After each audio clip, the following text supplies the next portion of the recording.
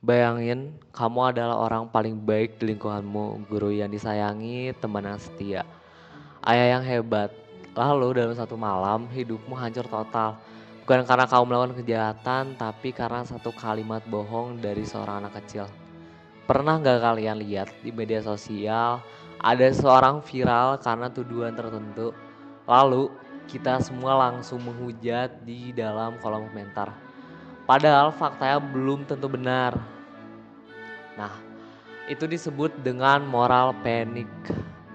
Moral panik ini secara sosiologi terjadi ketika masyarakat sepakat bahwa ada satu kelompok atau individu yang dianggap sebagai ancaman bagi nilai-nilai moral kita. Sosiolog menyebut target ini sebagai folk devils atau iblis masyarakat. Nah, ada kasus nyatanya di dunia nyata, kasus MC Martin preschool di Amerika Serikat pada tahun 1990. Berawal dari satu tuduhan palsu, ratusan anak didorong oleh psikolog dan juga orang tua untuk memberikan kesaksian palsu tentang pelecehan.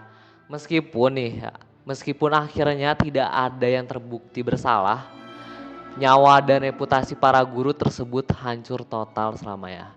Bahayanya moral panik adalah ketika badainya udah reda dan ternyata faktanya nih tidak seburuk itu. Kerusakan sudah terlanjur terjadi. Karir orang hancur, kesehatan mental mereka juga rusak, dan nama baik mereka gak akan pernah bisa pulih total. Masyarakat mungkin lupa, tapi jejak digital dan trauma korbannya akan tinggal selamanya. Jangan jadi bagian dari masa yang haus darah atau masa yang ikut-ikutan menjudge orang yang disebut dengan folk devils hanya karena takut dibilang gak peduli.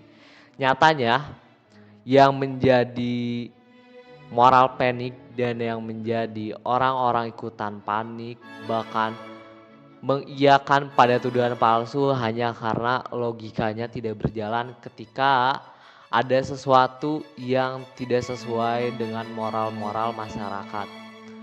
Tidak semuanya harus dinilai secara cepat hanya karena orang-orang setuju dengan tuduhan. Terkadang tidak semua tuduhan itu benar.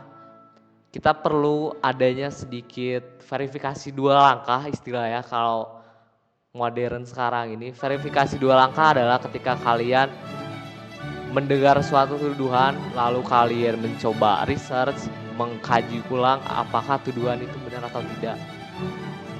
Sekali lagi, kalian jangan menjadi orang yang haus darah atau orang-orang yang ikutan untuk menghakimi seseorang hanya karena tuduhan. Oleh karena itu, jadilah orang dan masyarakat yang lebih bijak dan lebih pintar dan lebih bisa bermain dengan logikanya. Terima kasih.